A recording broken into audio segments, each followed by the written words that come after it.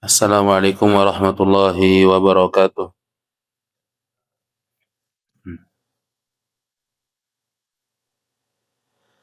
Alhamdulillahi rabbil alamin wa sallallahu ala sayyidina Muhammadin nabi wa alihi tahirin wa sahabatihi ajma'in amma ba'd.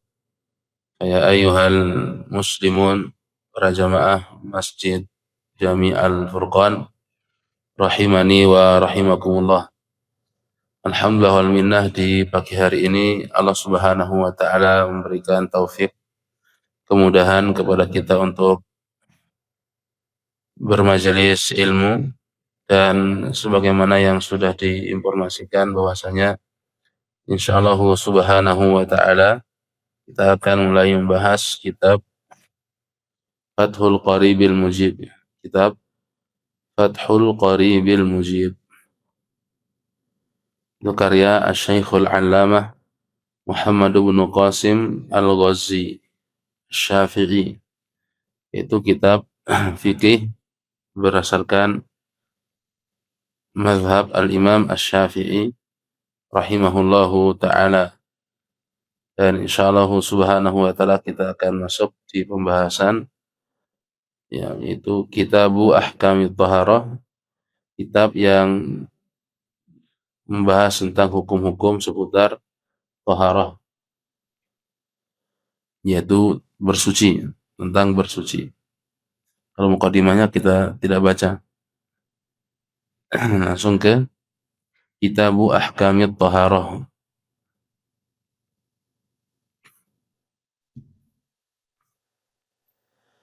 Kitabu Ahkamit Thaharah.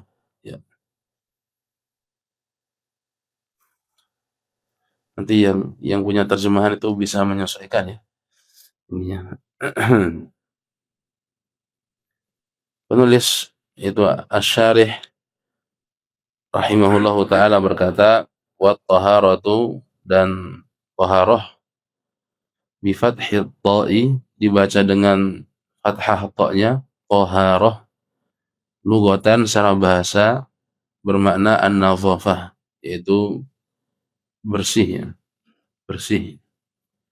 Wa amma syar'an, adapun secara syara', fa fiha tafasiru katsiratun, maka taharah itu memiliki tafasiru katsiratun, memiliki tafsiran yang banyak. Minha, diantaranya, qauluhum, perkataan mereka, itu para ulama. Ini definisi taharah ya. Taharah kan biasa kita terjemahkan bersuci. Beliau mengatakan taharah itu adalah secara terminologi, fi'lu ma tustabahu bihi sholatu, ay min wudu'in wa ghuslin wa tayammumin wa izalati najasatin. Yang dimaksud dengan taharah adalah fi'lu, mengerjakan, ma, sesuatu, tustabahu, yang dibolehkan, bihi, dengan sesuatu itu, apa yang dibolehkan, as-sholatu, yaitu sholat.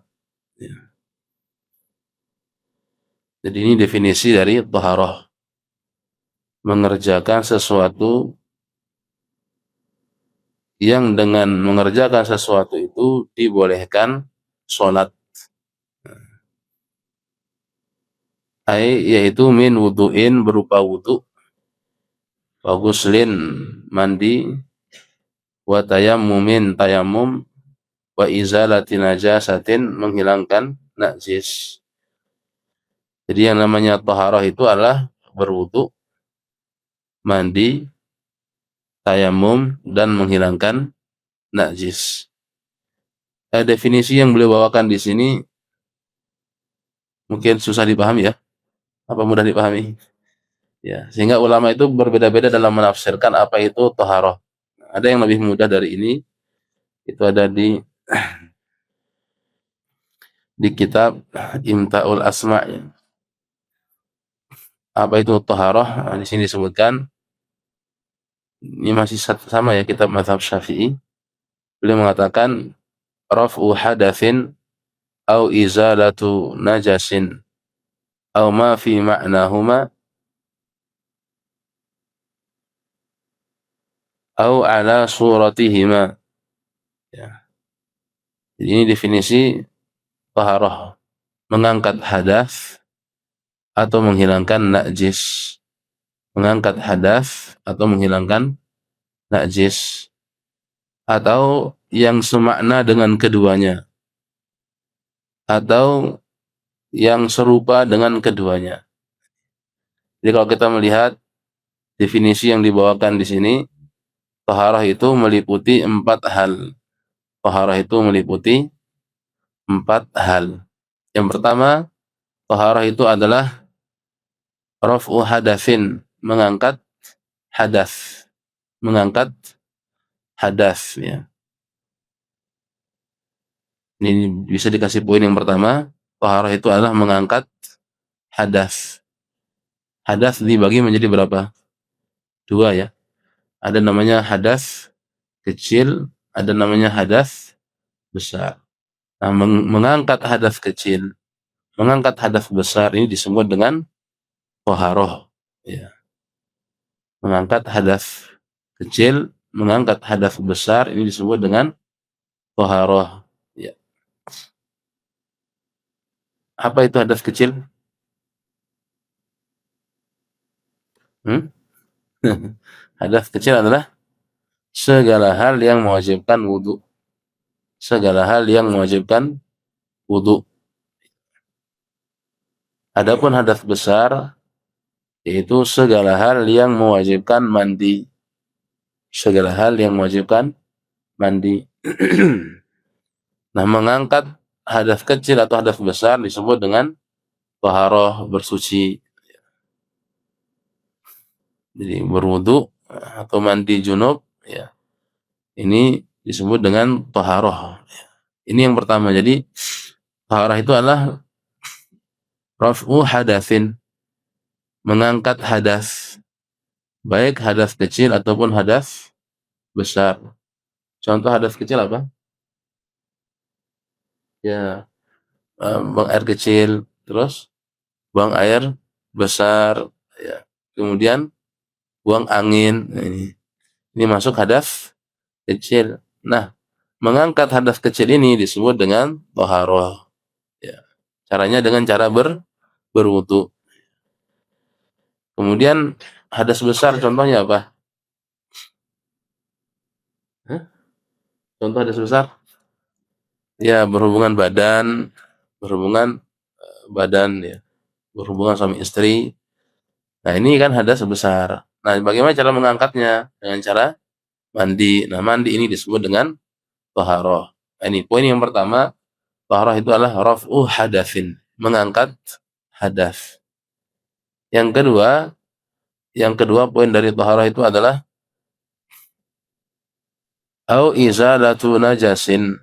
Yang kedua, menghilangkan najis. Menghilangkan najis. Nah, menghilangkan najis ini juga disebut dengan taharah. Contoh najis apa? Hmm? Kotoran apa dulu? Kotoran apa ini? Hmm? Ya, ini zat pipis itu kan? Zat pipis itu, kemudian zat kotoran. Ya, itu najis. Ya, menghilangkannya itu namanya taharah. Ya. Kalau kencing ayam, kotoran ayam najis enggak? Hmm? Di mazhab Syafi'i najis. Nah, menghilangkan kotoran ayam itu juga namanya taharah. Menghilangkan najis. Kotoran kambing suci apa najis? Hmm? Najis di mazhab Syafi'i. Di mazhab Syafi'i najis. Nah, menghilangkan kotoran kambing, nah itu juga namanya taharah. Ya. Ini kan kita sedang membahas mazhab Syafi'i ya. Seperti itu. Nah, ini nah, biasanya para ulama itu mendefinisikan taharah itu. Sampai sini aja biasanya. Jadi raf'u hadatsin au izalatu najasin. Mengangkat hadas atau menghilangkan najis. Jadi kalau ditanya apa itu taharah, maka mudahnya mengatakan mengangkat hadas atau menghilangkan najis. Ya. Ini namanya taharah. Ya. Nah, najis itu nanti ada najis yang ringan, ada najis yang sedang, ada najis yang berat. Ya. Nanti insya Allah akan ada pembahasannya secara terperinci. Nah, cuman sekarang kan kita mau lihat secara umum dulu. Baik hadas kecil, baik najis yang ringan atau najis yang sedang atau najis yang berat. Nah, menghilangkan najis ini disebut dengan taharah. Nah, biasanya di kitab-kitab itu sampai situ. Nah, tapi di kitab Imta'ul Asma ini lebih diperinci lagi. Jadi, poin yang pertama adalah mengangkat apa tadi? Hadas. Yang kedua, menghilangkan najis. Yang ketiga nih, au ma fi ma'nahuma, atau yang semakna dengan keduanya. Apa yang semakna dengan keduanya? Contohnya, kawudu'i daimil hadas. Seperti wudunya orang yang daimul hadas. Daimul hadas ini orang tuh terus-menerus berhadas. Seperti contohnya itu salisul baul. Salisul baul itu orang yang kencing terus-menerus. Terus-menerus kencingnya. Nah, ini kan meskipun dia wudu, tetap batal wudunya kan? Nah, namanya salisul baul. Tetapi ini tidak mengangkat hadas. Tetapi dia semakna dengan mengangkat hadas. Boleh dia sholat, boleh dan seterusnya ya, dengan syarat-syaratnya. Ya. Wala yuzilu najasan, tidak menghilangkan najis. Najisnya tetap ada. Tapi dibolehkan dia sholat dengan syarat-syarat. Nah, maka ini adalah semakna dengan mengangkat hadas. Kenapa? Karena membolehkan sholat. Ya. Nah, ini poin yang ketiga. Jadi yang namanya taharah itu satu, mengangkat hadas. Yang kedua, menghilangkan najis. Yang ketiga, atau yang semakna dengannya. Contohnya adalah seperti orang yang salisul baul, orang yang terus-menerus pipis. Ya. Nah, itu kan nanti ada ketentuannya. Nah, itu kan tidak mengangkat hadas, kemudian najis tetap ada, tapi dibolehkan sholat. Nah, ini semakna dengan mengangkat hadas atau menghilangkan najis. Atau yang serupa dengannya. Nah, ini yang keempat, poin yang keempat, atau yang serupa dengannya. Apa yang serupa dengan mengangkat hadas dan menghilangkan najis? Ya seperti kata beliau di sini, kal agsalil masnunah, seperti mandi sunnah. Nah, mandi Jumat hukumnya apa? Wajib atau sunnah? Tergantung ya. Kalau mazhab Syafi'i hukumnya apa? Sunnah. Nah, ini mazhab Syafi'i sunnah. Mandi Jumat itu. Iya, nanti insya Allah akan ada pembahasannya. Nah, mandi Jumat ini kan hukumnya sunnah. Mengangkat hadas enggak? Enggak. Menghilangkan najis enggak? Enggak. Orang mandi sunnah kok. Ya kan? Enggak ada hadas yang terangkat. Enggak ada najis yang terangkat. Tetapi ini semakna dengan serupa dengan mandi, ya kan? Orang mandi junub juga mandi begitu kan? Ya kan? Mandi sunnah juga begitu. Tapi mandi sunnah ini tidak mengangkat hadas. Enggak ada hadas yang diangkat. Beda kalau mandi junub. Junub kan diangkat hadas besar. Jadi inilah makna taharah. Taharah itu tadi apa? Mengangkat hadas, poin pertama. Yang kedua, menghilangkan najis. Yang ketiga, ya, yang semakna dengan keduanya. Yang keempat, yang serupa dengan keduanya. Kemudian di sini sebagai contoh yang lain. Contoh yang lain yang serupa dengan mengangkat hadas adalah wa tajdidil wudu'i. Al-aghsalil masnunati wa tajdidil wudu'i, seperti wudu tajdid. Wudu tajdid itu memperbaharui wudu. Contohnya umpama Mas Beni salat maghrib di Al-Furqan. Salat maghrib belum batal wudunya. Nah, begitu masuk waktu Isya, wudu lagi. Nah, di sini Mas Beni punya hadas enggak? Enggak, kentut enggak, pipis juga enggak, buang air besar juga enggak, tapi wudu lagi. Nah, boleh enggak ini? Disunahkan malah ya. Disunahkan. Nah, di sini enggak mengangkat hadas, tapi disebut juga dengan taharah. Kenapa? Karena serupa dengan wudu. Seperti itu. Wudu kan begitu kan? Tajridul wudu juga begitu. Padahal dia tidak mengangkat hadas dan seterusnya. Ya, inilah makna dari taharah. Ya. Inilah makna taharah. Nah, kalau di Fathul Qorib ini definisinya begini definisinya. Fi'lu ma tustabahu bihi shalah. Mengerjakan sesuatu yang dengan mengerjakan sesuatu itu dibolehkan sholat. Seperti wudhu, ya, mandi, tayamum, menghilangkan najis. Sama kan, hasilnya kan sama kan? Nah, meskipun beda definisi tapi maknanya sama. Tapi kalau dari segi lebih mudah, yang tadi kita sebutkan itu lebih mudah dalam definisi untuk pemula-pemula ya. Seperti itu. Nah, inilah makna toharoh. Inilah makna toharoh. Nah, kemudian di sini penulis mengatakan ini amma tuharatu bid-dhammi fasmun li baqiyatil ma. Nah, tapi kalau istilah tuharoh pakai tu. Nah, kalau to tadi kan toharoh. Sekarang pakai tu. Kalau dibaca dengan tuharoh itu adalah fasmun li baqiyatil ma. Nama untuk sisa air. Itu namanya tuharoh dalam bahasa Arab.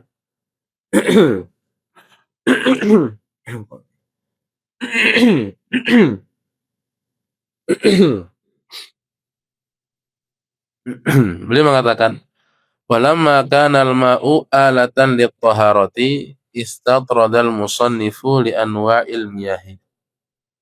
Tatkala air itu adalah alat untuk bersuci, ya.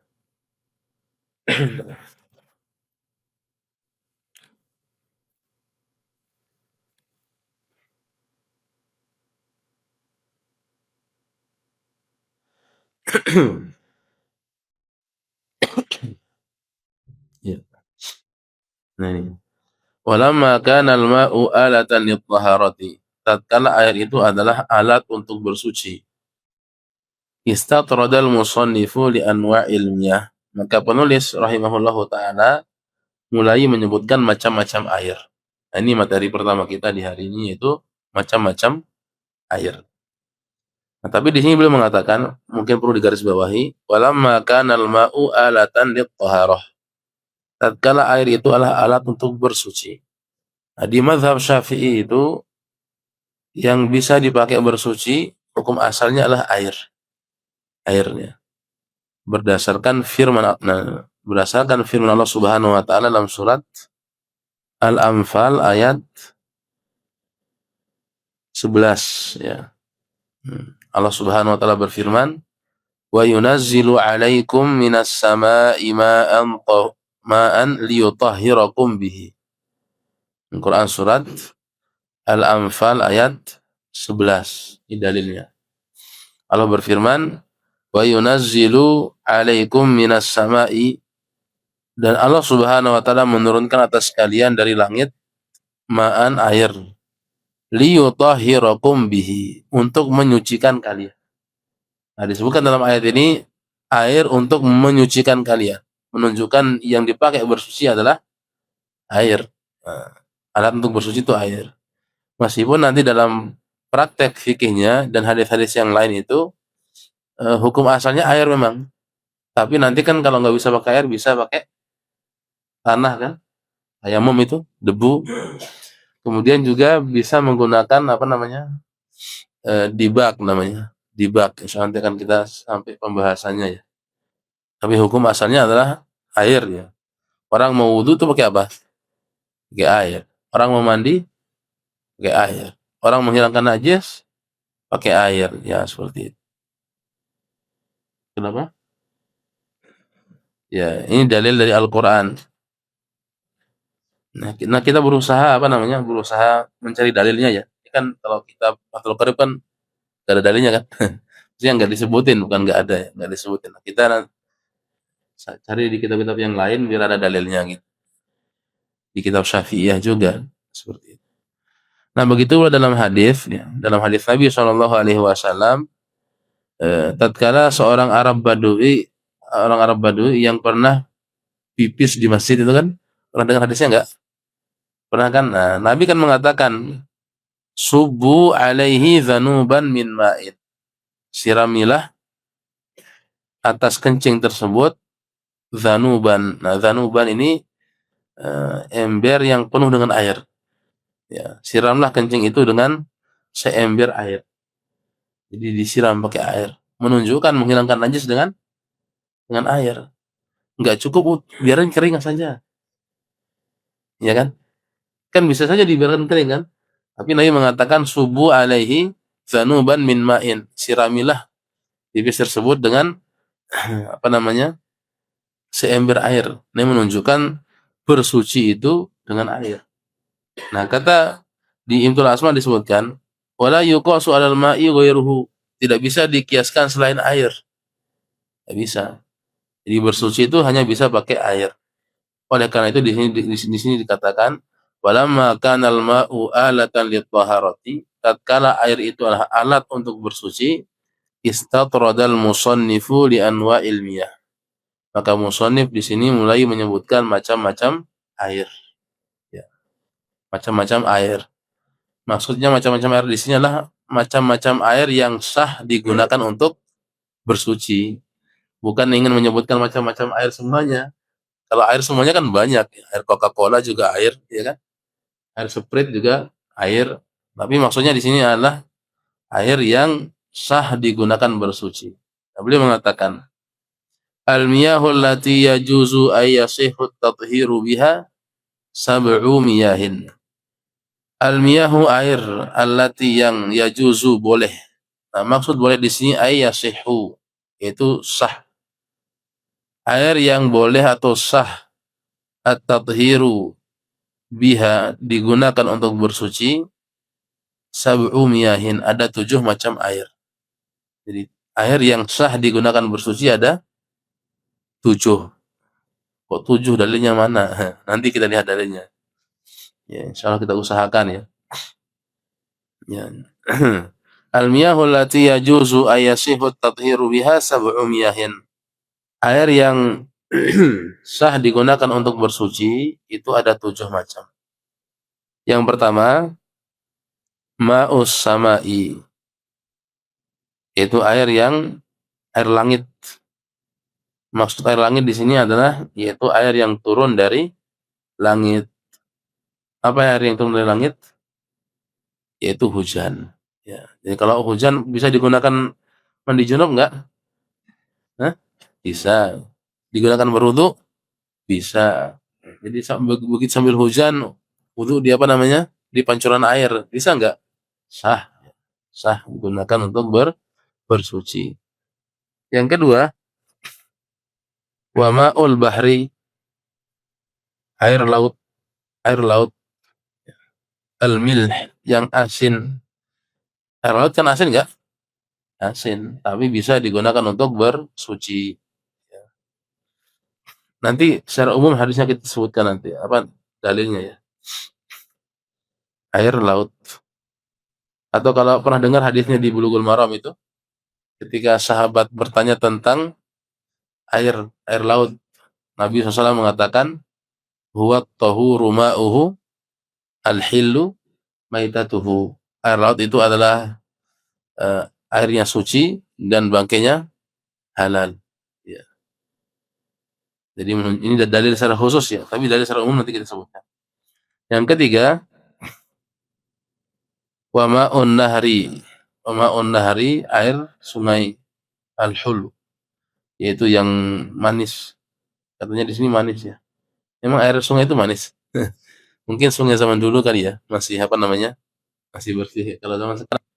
Kemudian yang keempat, wa ma'ul bi'ri, air sumur. Air sumur. Orang gali sumur, kedalaman tertentu keluar air. Nah, air itu bisa digunakan untuk bersuci. Yang kelima, wa ma'ul aini, air mata air. Ya, air mata air bisa.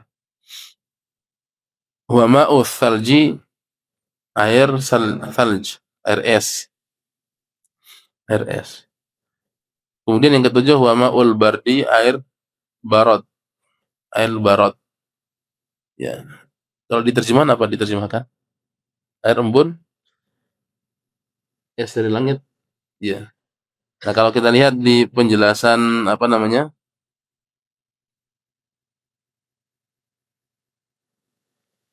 Penjelasan kitab yang lain ada di kitab Al-Iqna. Al-Iqna ini masih selevel dengan Fathul Qorib, cuman lebih lebih tebal. Yang disebutkan ma'ul barat itu apa? Ma'ul barat itu adalah atau keduanya nih, ma'ul salji dengan ma'ul barat itu adalah eh, li'annahuma yanzilani minas sama'i thumma ya'ridu lahumal jumud fil hawa'i kama ya'ridu lahuma ala wajhil ardi. Jadi nanti air inilah keduanya turun dari langit, kemudian di apa namanya di udara tertentu, nanti dia tuh membeku, membeku. Nah, jatuh ke bumi dalam keadaan beku juga, kecil-kecil gitu. Kalau bahasa kita apa? Pernah lihat nggak hujan seperti itu? Di Mekah pernah terjadi hujan kecil-kecil dia, hujan batu namanya ya, ya hujan batu. Nah, itu nanti dipakainya kapan? Ya dicairin dulu, dicairin dulu. Itu namanya ma'ul barad. Terkadang banyak istilah-istilah itu yang nggak bisa diterjemahkan, ya, nggak bisa diterjemahkan dalam bahasa Indonesia. Ma'ul barad. Nah, kata beliau di sini, wa yajma'u hadhihi sab'ata qauluka. 7 macam air ini bisa dikumpulkan dengan ucapanmu. Nah ini, ma nazala minas sama'i aw naba'a minal ardi ala ayyi sifatin kana min aslil khilqah. Ini kesimpulannya ini. Ma nazala minas sama'i, apa yang turun dari langit, aw naba'a minal ardi, atau keluar dari bumi. Nih, patokannya ini. Ini air yang bisa digunakan bersuci adalah air yang turun dari langit atau keluar dari bumi. Yang turun dari langit apa? Air hujan, apalagi air embun, apalagi air salju, apalagi air es batu. Tadi kan? Apalagi itu banyak ya. Terus yang keluar dari bumi apa? Air mata air, apalagi air sumur, terus air sungai, terus air laut, ya kan? Air mata air udah 9 itu, ya kan? Intinya semua air yang turun dari langit atau keluar dari bumi, nah itu sah digunakan untuk bersuci. Nah, 7 ini perinciannya. Ini perincian. Jadi kalau mau disimpulkan, mana nazala minas sama'i aw naba'a minal ardi. Segala hal yang keluar, segala hal yang air yang turun dari langit atau keluar dari bumi, ala ayyi sifatin kana min asil khilqah. Dalam bentuk apapun selama itu asal penciptaannya. Seperti air apa namanya? Air laut kan asin kan? Loh kok asin? Ini kan harusnya kan nggak bisa digunakan bersuci. Nah, tapi memang itu bentuk aslinya, maka tidak apa-apa. Kesimpulannya adalah segala hal yang air yang turun dari langit atau keluar dari bumi maka sah digunakan untuk bersuci. Dalilnya adalah, nah kita lihat di kitab yang lain disebutkan dalilnya. Hmm. Dalilnya tadi Quran surat Al-Anfal ayat 11. Quran surat Al-Anfal ayat 11. Allah Subhanahu wa taala berfirman, "Wa yunazzilu 'alaikum minas samaa'i ma'an liyutahhirakum." Dan dia Allah Subhanahu wa taala menurunkan air dari langit kepada kalian untuk kalian bersuci, untuk menyucikan kalian. Nah kan air yang ada di bumi asalnya kan dari langit juga kan? Turun dari langit, ngendap di bumi, keluar lagi. Itu dalilnya itu. Quran surat apa tadi? Al-Anfal ya, Al-Anfal ayat 11. Bisa ditaruh di situ. Al-Anfal ayat 11. Nah, sampai sini bisa dipahami nggak? Ya, mudah ya. Iya, tinggal nanti dicatat, nanti di rumah diulang-ulang selama sebulan di murojaah, ya kan? Ya, murojaahnya sebulan. Ya kan? Nah, sebulan kemudian ketemu lagi. Nah, kita lanjut. Nah, beliau mengatakan, "Sumal miyahu tanqasimu ala arba'ati aqsamin." Kemudian air itu dibagi menjadi 4 macam. Kemudian air itu dibagi menjadi 4 macam. Ini pembagian air. Pembagian air. Jadi air yang banyak tadi dibagi menjadi 4. Ahaduhuma yang pertama namanya tahirun mutahhirun. Tahirun mutahhirun. Air yang suci lagi menyucikan. Air yang suci lagi menyucikan. Jadi air itu yang pertama, air yang suci lagi menyucikan dan tidak makruh penggunaannya. Dan tidak makruh penggunaannya.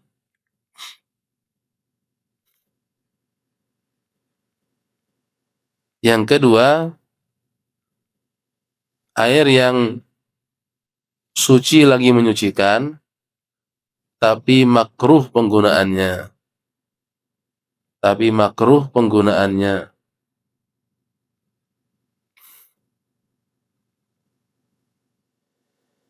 Yang ketiga, air yang suci tapi tidak bisa menyucikan.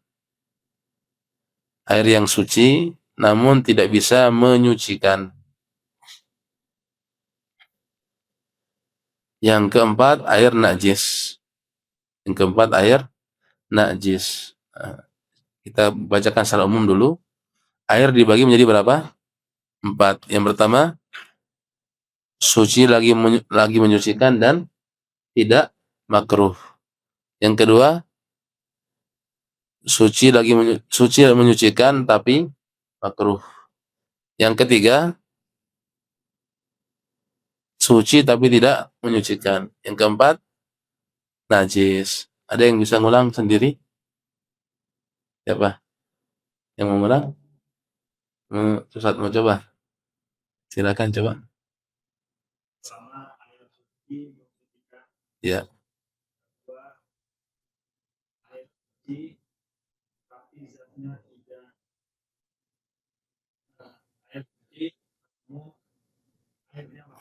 Ya.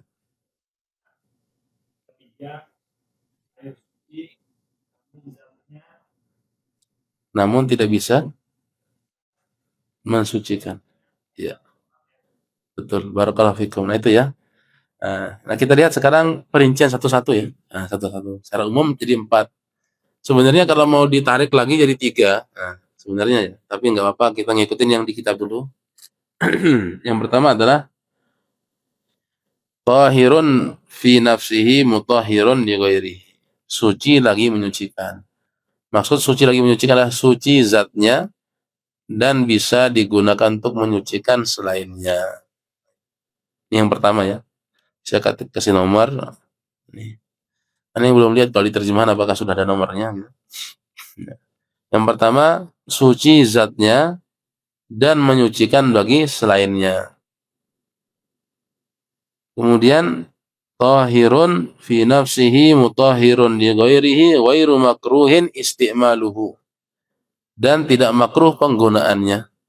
Tidak makruh penggunaannya. Ya.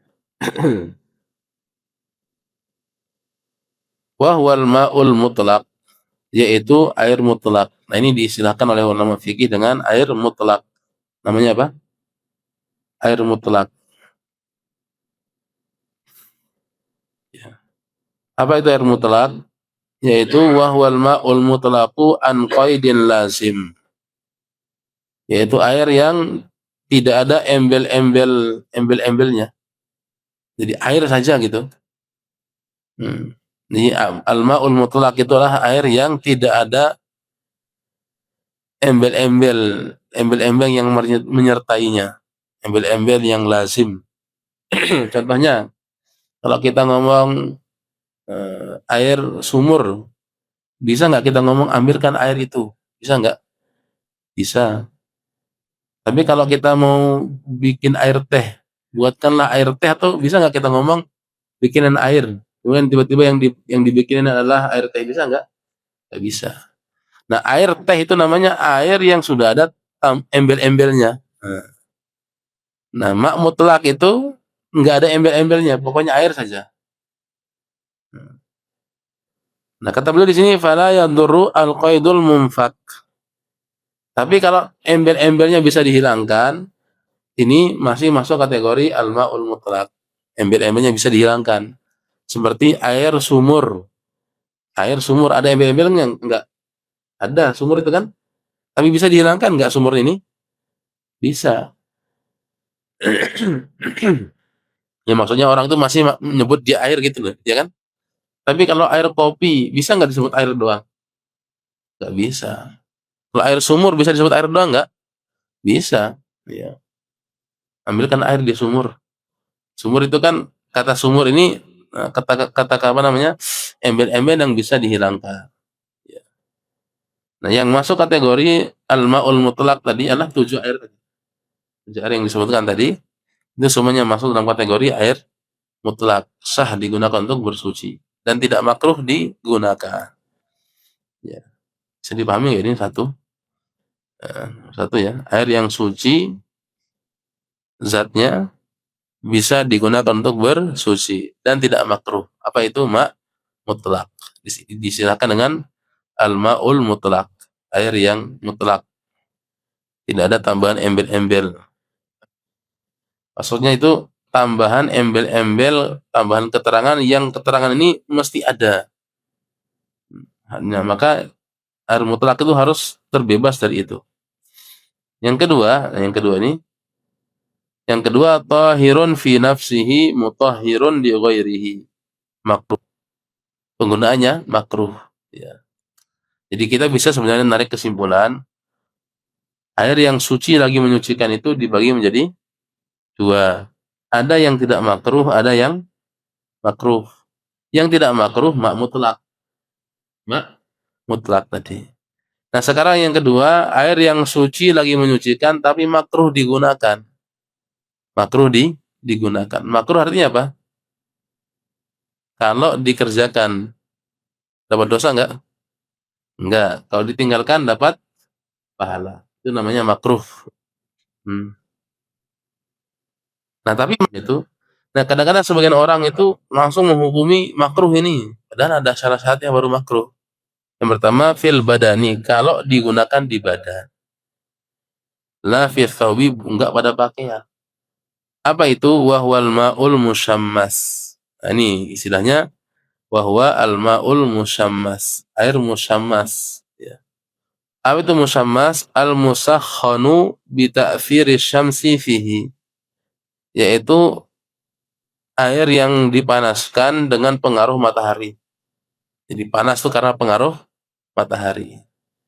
Dia betul air suci lagi menyucikan dia. Ditampung dari langit, ya. Tapi dipanaskan dengan matahari. Nah, begitu panas. Nah, ini namanya ma' musyammas. Ma' musyammas. Air yang dipanaskan dengan matahari. Nah, beliau mengatakan wa innama yukrahu syar'an. Hanya saja dimakruhkan, air musyammas tadi dimakruhkan syar'an secara syariat biqutrin harin. Nih syarat yang kedua. Syarat yang kedua yaitu kalau itu di negara yang panas.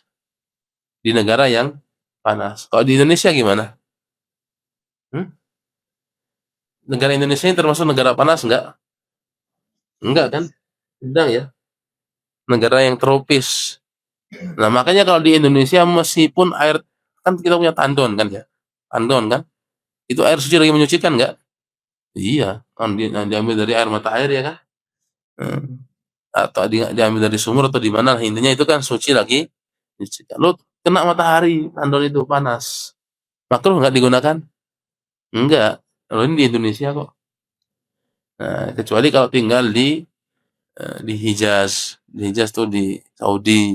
Nah, di waktu musim panas kan panas dia. Nah, itu negaranya panas, baru makruh. Kalau di Indonesia nggak ada air musyammas yang makruh, itu nggak ada. Nah, ini sebagian orang-orang yang menjelaskan kitab fikih Syafi'i, oh, pokoknya musyammas itu yang panas karena matahari makruh, belas gitu. Nah, ini nggak tepat.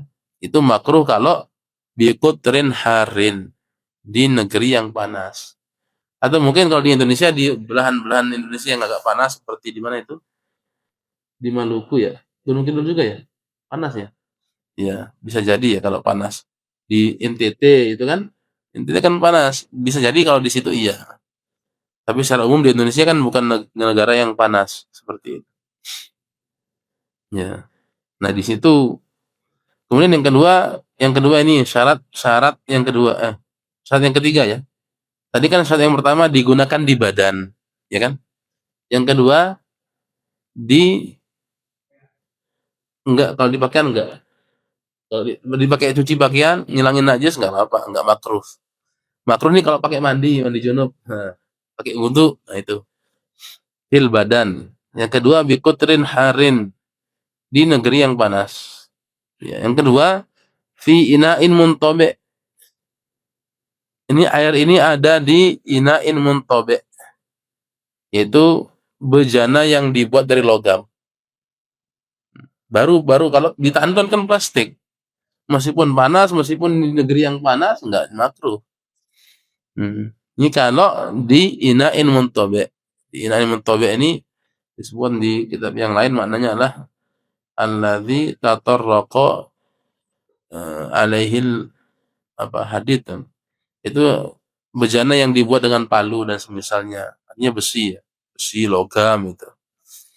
Jadi kalau ditaruh di drum, nah baru dia panas, baru makruh.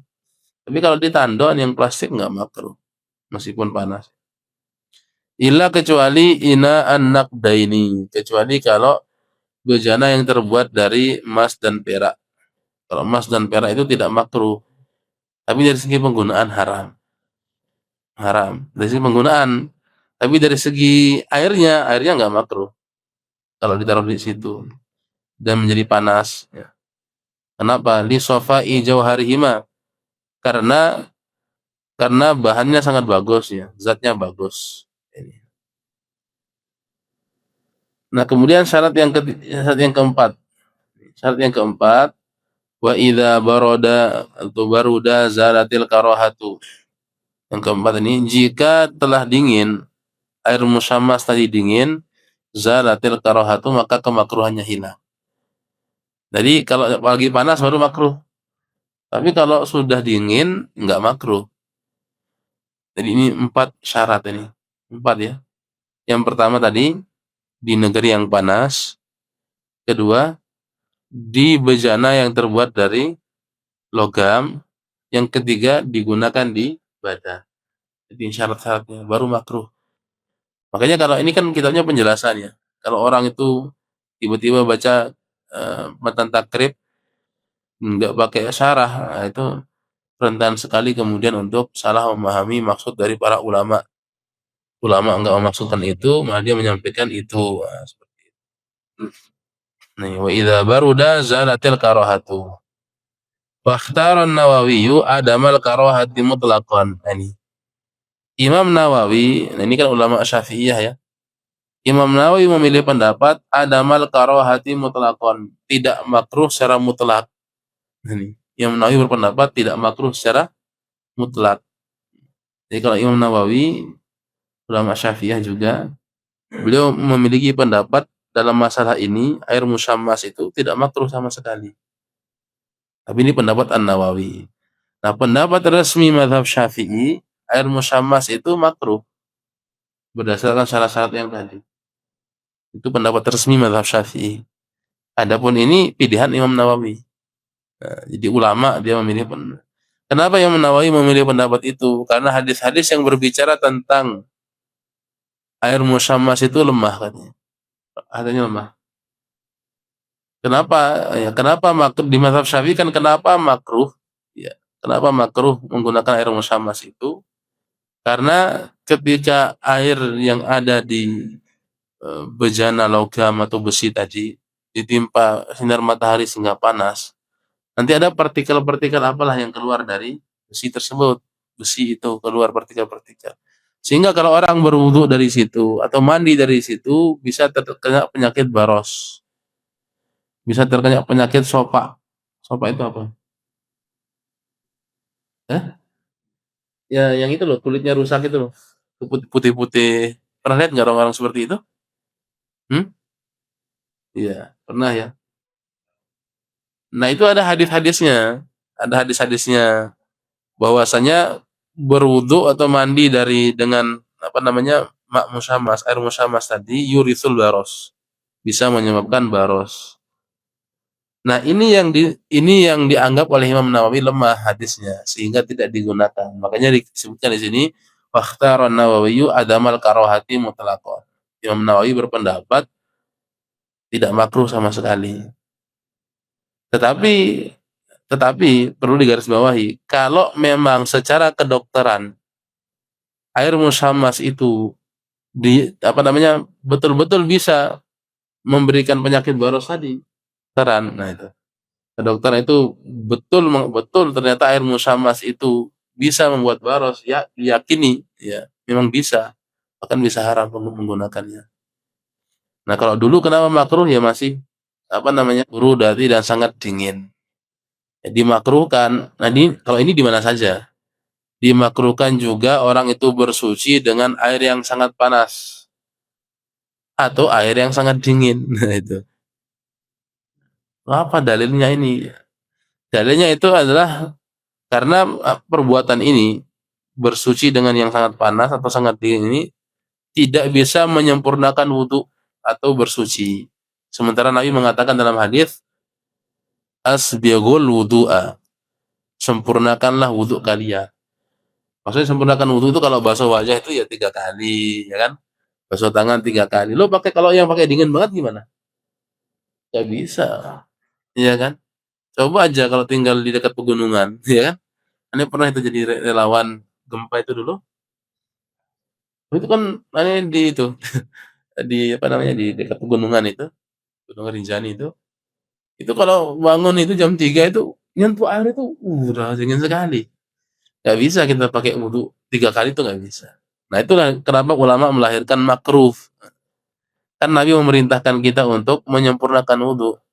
Asbigul wudhu'a, isbagul wudhu. Nah, tapi kalau menggunakan air yang dingin banget ya nggak bisa sempurna. Atau air yang panas juga nggak bisa sempurna. Baru keluar dari tandon panas nih apa mau kena muka gimana, ya kan? Nah, itu bisa jadi makruh dari sisi ini gitu. Itulah kenapa ulama mengatakan wa yukrahu dan dimakruhkan. Ya nggak sembarangan kan ulama itu ngasih hukum makruh gitu. Ya, ada sebabnya seperti itu. Allah taala wala alam. Ini barangkali kita dua dulu, nanti kita lanjutkan yang ketiga dan keempat. Yang ketiga keempat ini syarat-syaratnya banyak. Nah, itu mungkin yang perlu diperhatikan. Kesimpulan kita di hari ini ya kita sudah membahas tentang apa itu toharoh, ya kan? Apa itu toharoh? Yang kedua, 7 macam air yang bisa digunakan untuk bersuci. Yang ketiga, kita sudah membahas 4 macam air ya, tapi 4 bagiannya ya, tapi baru 2. Yang pertama, suci lagi menyucikan dan tidak makruh, yaitu al-ma'ul mutlaq. Yang kedua, suci lagi menyucikan tapi makruh digunakan, yaitu air musyammas. Air musyammas dengan syarat-syaratnya yang tadi disebutkan. Nah, Allah taala wala. Sampai sini ada pertanyaan dulu? Ya, silakan. Waalaikumsalam.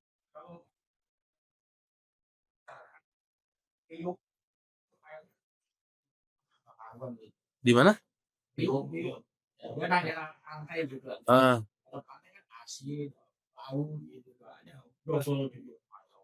ya.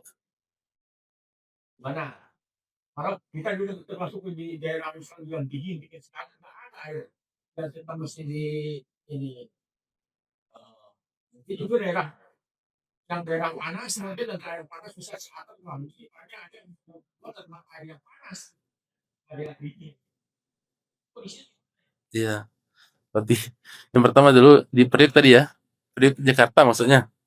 Oh. Iya, airnya payau. Iya. Iya, tetap sah digunakan untuk bersuci. Ya, selama itu memang asal penciptaannya begitu gitu. Adapun bau-bau sedikit nggak jadi masalah itu. Iya, sah digunakan untuk bersuci. Nah, itu. Ya. Termasuk juga itu air yang karena kelamaan ya, karena lama di suatu tempat. Seperti kita taruh ember umpamanya kan, ember di sini. Nah kalau nggak dipakai 2 hari kan agak kental-kental kan. Nah, itu sah digunakan bersuci, nggak apa-apa. Sah dari segi penggunaan. Terus yang kedua, gimana kalau tinggal di daerah yang sangat panas atau sangat dingin? Terus gimana wudhunya gitu kan?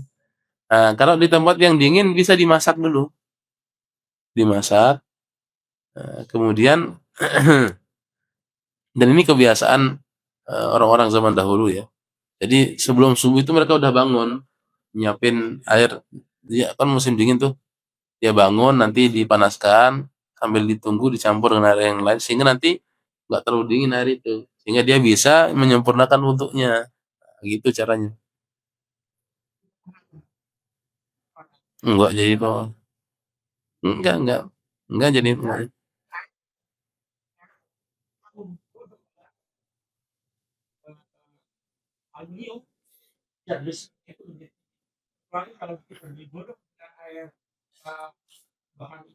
Tunggu. Iya, tapi dari segi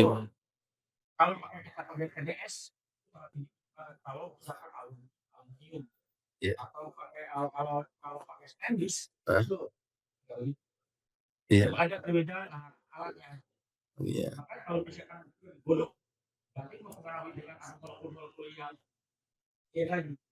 Iya. Iya. Dan artinya intinya itu sah ya, digunakan bersih sah. Untuk biar bisa isbagul wudu tadi kan. Adapun berkaitan dengan hukum-hukum yang lain, intinya sah digunakan bersuci tadi. Begitu pula kalau tinggal di daerah yang panas. Ini pernah di Medan itu, yang tadi daerah yang agak payau itu, ini pernah ngisi tablik akbar itu, tapi agak pedalaman. Jadi untuk sampai ke situ itu, ini kan di kotanya, ke situ itu sampai ya sekitar 8 jam lah. Di situ memang enggak, listrik juga waktu itu baru masuk, listrik baru masuk. Dan memang mereka tinggal air payau tadi ya, disebutkan tadi. Terus gimana itu? Ya bisa dibeliin es batu, campur situ. Mereka juga mandi katanya tuh pakai es batu gitu, campurin. Jadi nggak kepanasan. Itu bisa disiasati, nggak jadi masalah. Sehingga nanti bisa isbagul wudu untuk menyempurnakan wudu atau taharah yang lain. Allah taala wala alam. Berikutnya.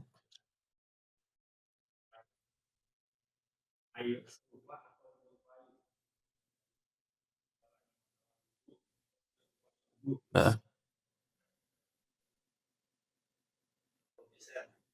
ya, yang semakna tadi ya. Ya,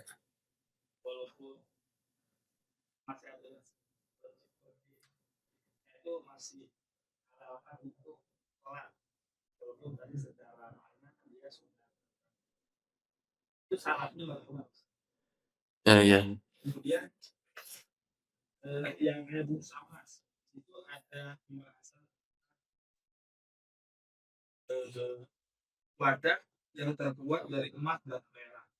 Ya,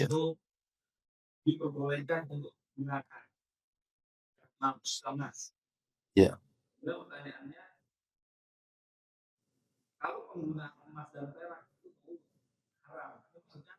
Ya baik. Oke. Nah, yang pertama tadi orang yang salisul baul ya, orang yang pipisnya terus menerus ya.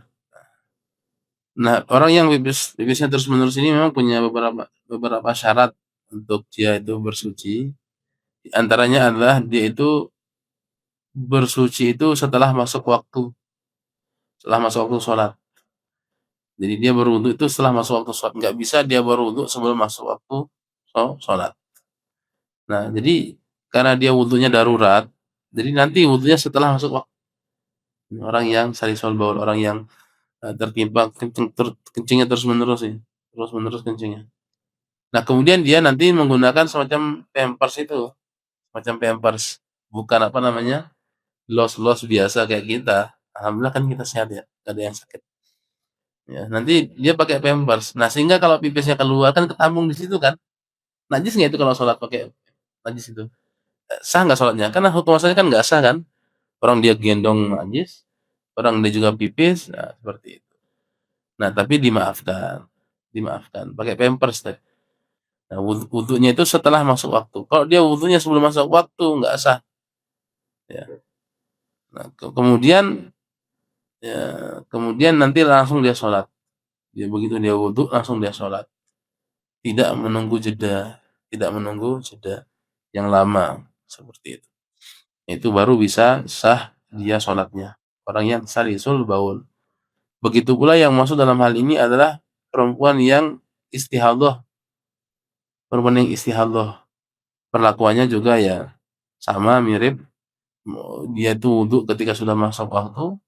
Kemudian nanti disumpal. Maaf, kemaluannya itu disumpal semacam kapas. Ya, kemudian baru menggunakan pembalut. Pembalut. Baru dia sudah berwudhu langsung dia sholat. Nanti perempuan yang terkena istihadah. Begitu pula yang salisul baul. Nah, kemudian yang kedua tadi maksud dari bejana yang terbuat dari logam kecuali bejana yang terbuat dari emas dan perak ya. Nah, maksudnya ini menggunakan emas dan perak hukumnya apa? Menggunakannya. Menggunakan emas dan perak hukum asalnya apa? Haram ya, haram. Dari segi penggunaan haram. Jadi orang sekarang eh, bikin apa namanya? Kalau zaman dulu ada istilahnya apa istilah?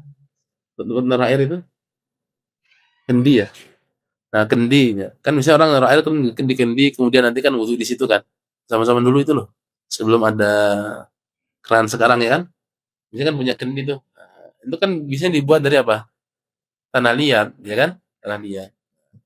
Nah, kalau ternyata ada orang kaya banget ini, nah, kendinya dia pakai emas gitu. Nah, dari segi penggunaan ini haram. Dari segi menggunakan ini haram hukumnya. Tetapi air air yang air musamas yang ada di besi itu, airnya itu tidak makruh digunakan. Airnya itu nggak makruh digunakan. Dari segi menggunakan air. Tapi kalau dari segi menggunakan bejananya haram. Bisa dipahami nggak? Ya. Nah, isinya itu kita berwudu dengan air yang ada di situ, yang panas musamas, terpenuhi syarat-syarat musamas. Nah, di sini nggak apa namanya tidak makruh menggunakan air itu. Tapi menggunakan kendinya haram. Itu. Karena ada hadis yang mengatakan alladzi ya'kulu fi ina'iz zahabi wal fiddah innama yujarjiru fi batnihi nar jahannam, atau di redaksi yang lain yujarjaru fi batnihi naru jahannam. Sungguhnya orang yang minum dari bejana emas dan perak, maka sesungguhnya dia sedang menggelontorkan api neraka jahanam di perutnya. Nah, di mazhab Syafi'i hadisnya itu tentang makan dan minum, tapi dikiaskan semua jenis penggunaan. Seperti itu. Termasuk menggunakan bejana air tadi. Makanya disebutkan di sini dari segi menggunakan kendinya haram, tapi menggunakan air yang keluar dari kendi itu tidak makruh. Meskipun dia musammas, terpenuhi syarat-syarat musammas seperti itu. Jadi pahami nggak ini Cek, maksudnya?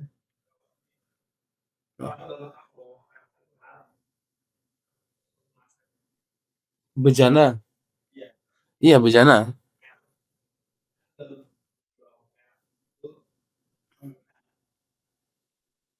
iya, iya betul. Iya perak juga. Nanti insya Allah akan ada pembahasannya. Kecuali cincin ya, cincin perak. Kalau menggunakan cincin baru bisa. Cincin perak bagi laki-laki.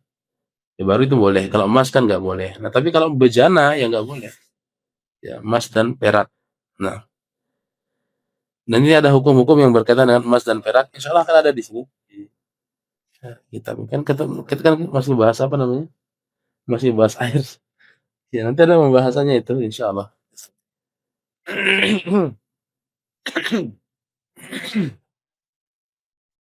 Ya.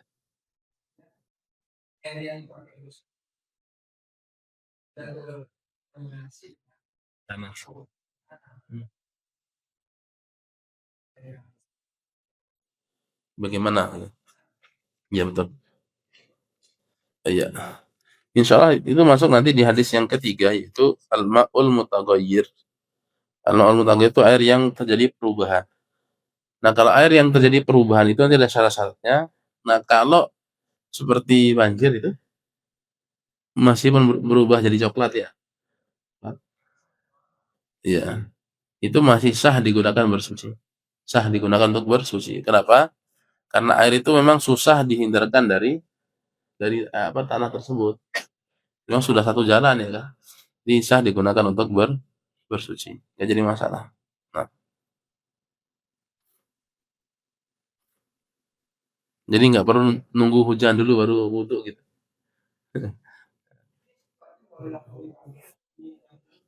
Bisa langsung gitu. Langsung gitu. Kecuali kalau sudah lumpur banget. Kalau lumpur kan nggak. Kan kalau lumpur kan malah mukanya nanti jadi apa namanya? Kalau yang masih air ya. Air meskipun dia warna coklat.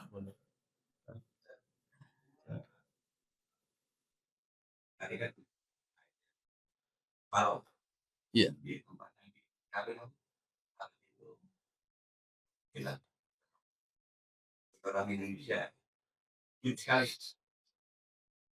Apa?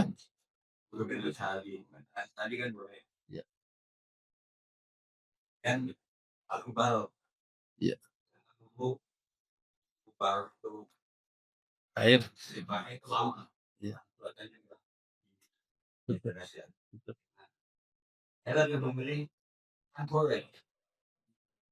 Hmm.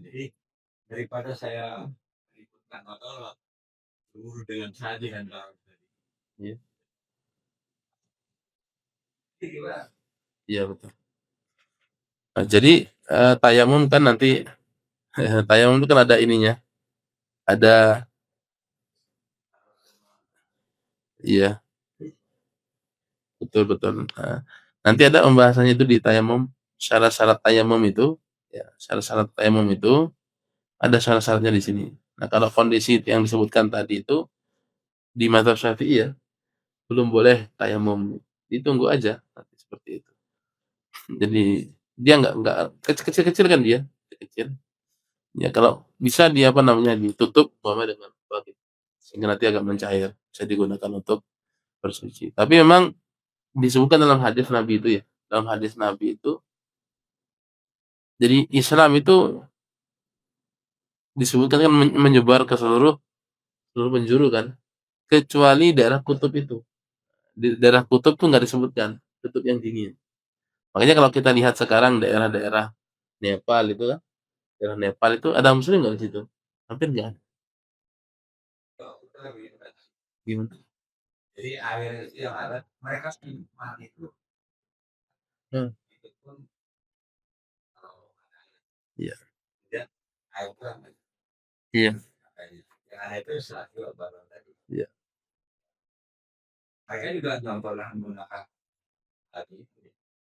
Heeh.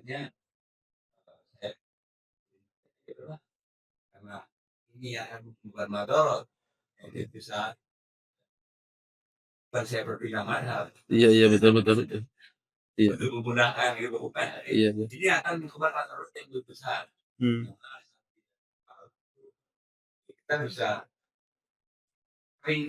Oh gitu ya.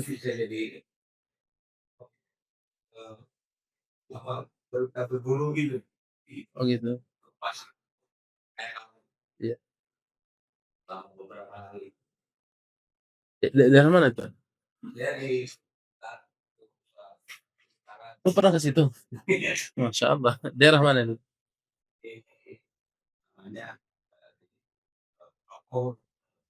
Hmm. Hmm. Gitu. Ya kalau memang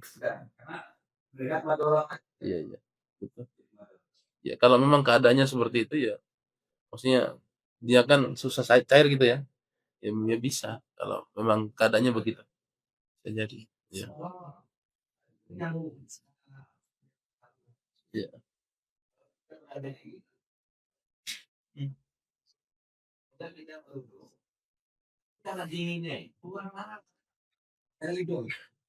Maksudnya? Tempat tempat itu?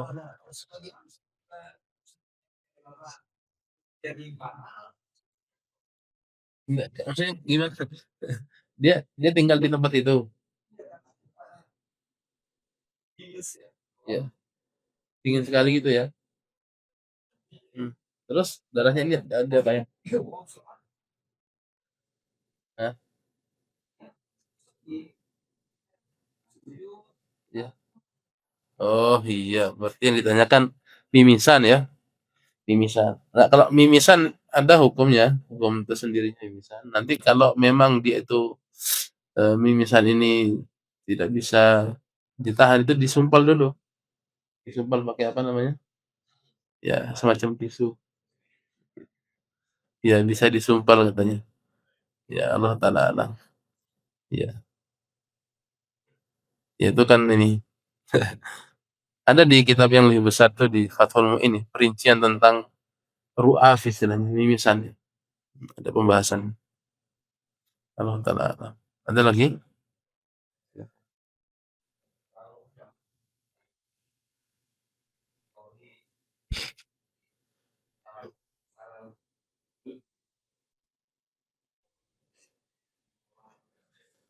Kolam atau ember?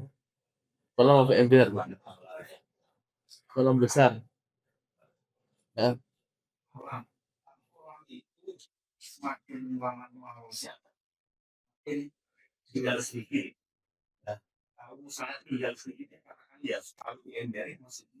Ya.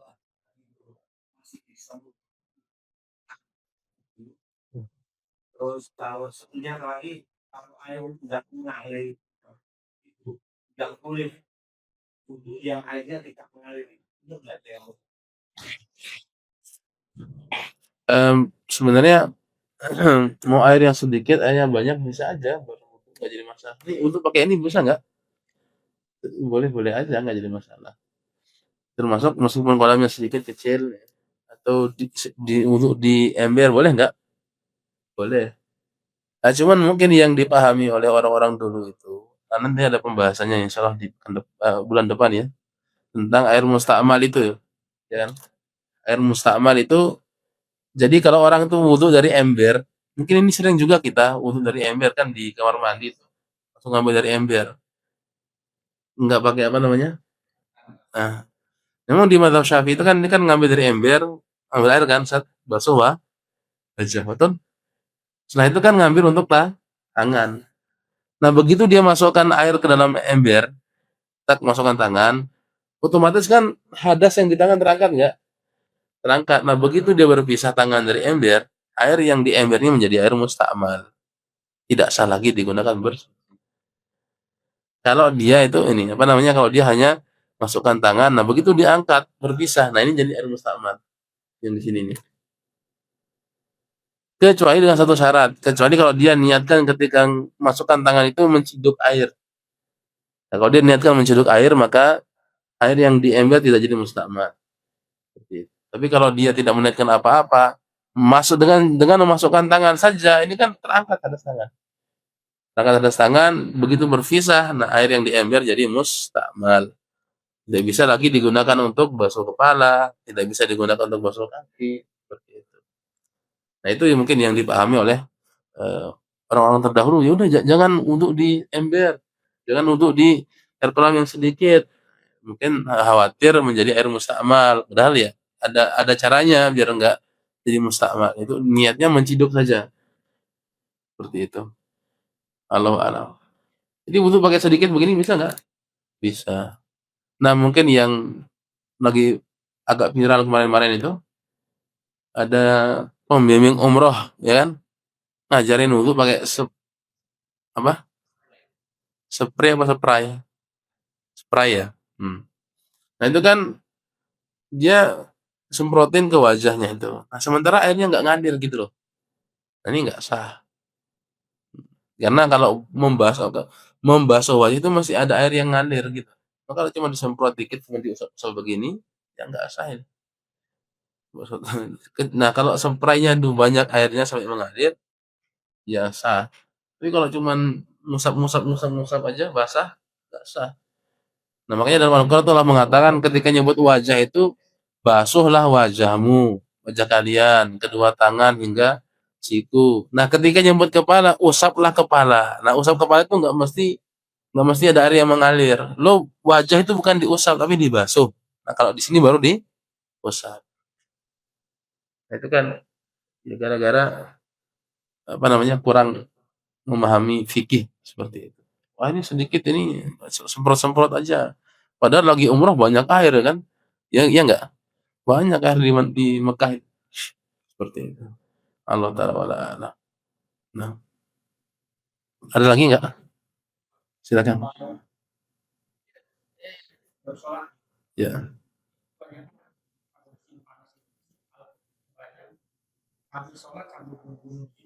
Hah?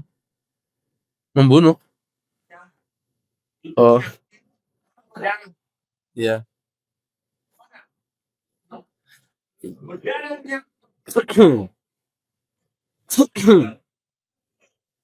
Iya, betul. Iya, nanti insya Allah ada pembahasannya di apa namanya? Di pembahasan tentang macam-macam najis itu. Ini nanti najis itu ada yang dimaafkan, ada yang nggak dimaafkan. Ada yang dimaafkan ketika sholat, ada yang nggak dimaafkan di air seperti itu. Dimaafkan di sholat, tapi di air enggak. Seperti nyamuk tadi. Nyamuk tadi itu kalau di sholat dimaafkan, tapi kalau di air tidak dimaafkan. Kenapa? Iya kan memang nyamuk ada darahnya dikit kan? Iya.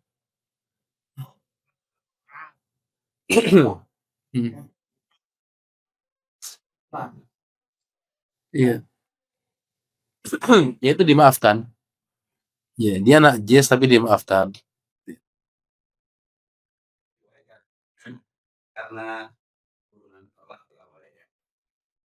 Mm.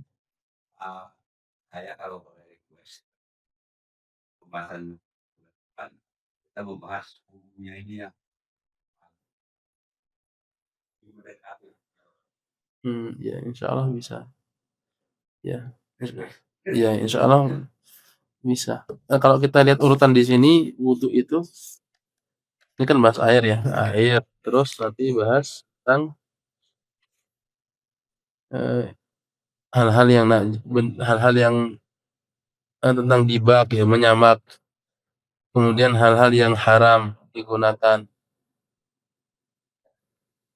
Kemudian siwak. Setelah siwak baru wudhu. Ya. Untuk bisa wudhu. Ya mungkin nanti bisa kita.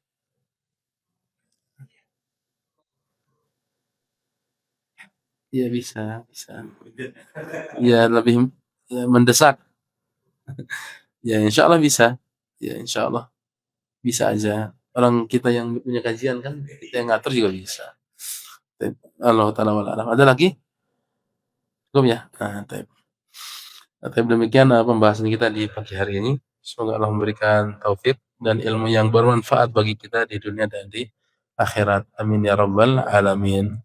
Wassallallahu ala nabiyina Muhammadin wa ala alihi wa sahbihi wasallam. Bila ada yang benar itu dari Allah Subhanahu wa taala, bila ada yang salah maka itu kesan saya pribadi. Saya mohon maaf. Barakallahu fikum. Wassalamualaikum warahmatullahi wabarakatuh.